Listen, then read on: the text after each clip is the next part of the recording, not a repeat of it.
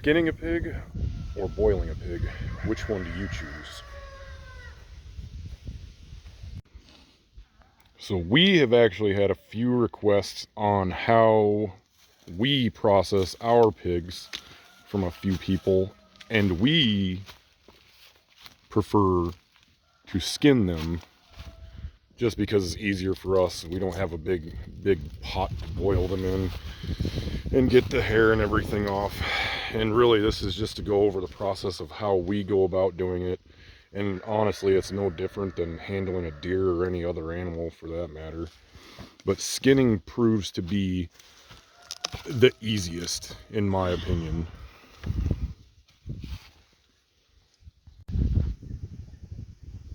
She did just make a point that I forgot to mention, and that is if you have cool enough weather like we do right now, it does make it a lot easier to work through the skin as it would on a deer if you can allow it to hang for around a day. And we had cool enough temperatures last night and today where it didn't bother us. We didn't have to worry about any kind of flies, and it actually got down to below freezing temperatures, good enough to stiffen him up and make it a little bit easier to work with. But I can tell just from watching right here, because she is the butcher, not myself, that it is much easier to take this skin off after it is done set up for a night, as it has in this case. Okay, so go ahead and explain that again. Okay, so I poke holes in the hide so I have leverage to pull, but I also split the hide 4 times. So there's one straight down the back and one on each side, because it helps so you're not pulling on the bacon.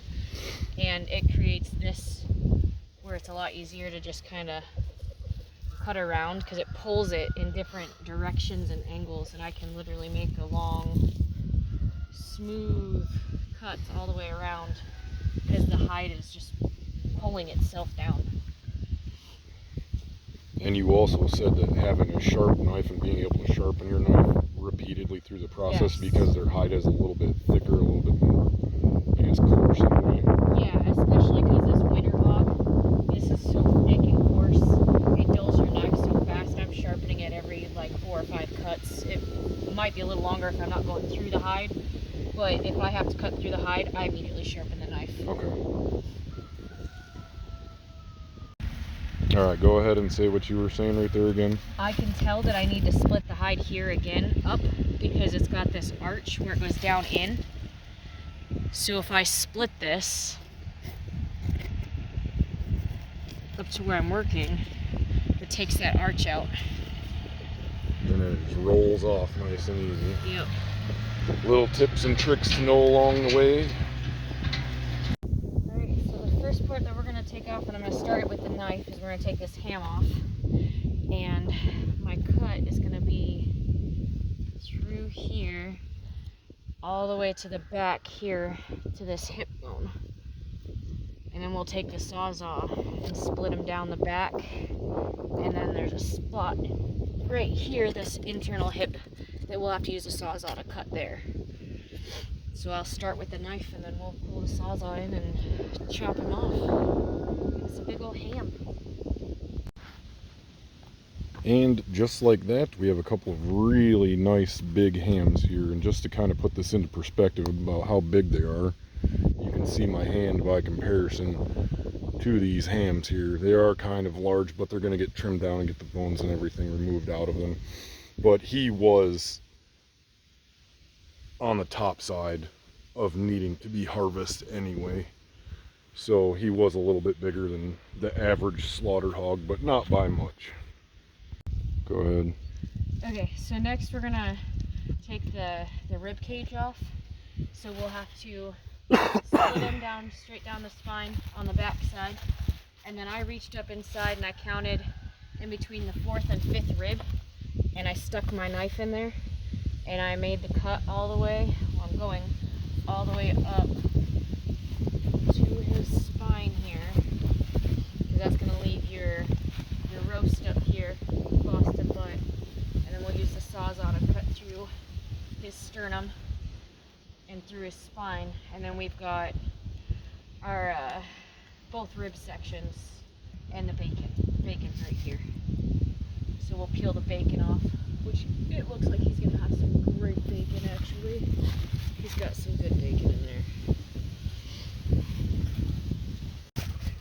And now we've got a couple of good rib sections. You're fine, Al, go ahead. Got a couple of good rib sections cut out here, and we'll get into the finer cutting of that here after a while.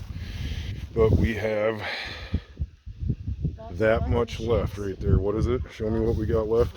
We got our Boston butt and our shanks and then neck meat. Okay. That's pretty much it. And that shouldn't take too long to get that out of there at all. All right, then I guess we'll get on to the next one. Yep, go ahead. Alright, so now I'm going to separate our, they're called the Boston, or yeah, this is the Boston butt. It's actually a shoulder, it's not a butt. So I'm just going through all the way to the spine, which is that deep. That's how thick. How deep is that? Let me see. Well, I mean, my knife Pretty much is... the whole knife. Yeah, I've got a good 5-6 inch, and then you're into my handle there, because that's his spine, right at the tip of my knife. It's a little weird because his head is kind of cocked, but I'm going to try to follow this line as true as I can.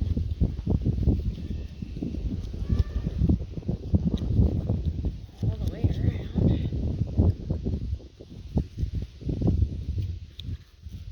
Here.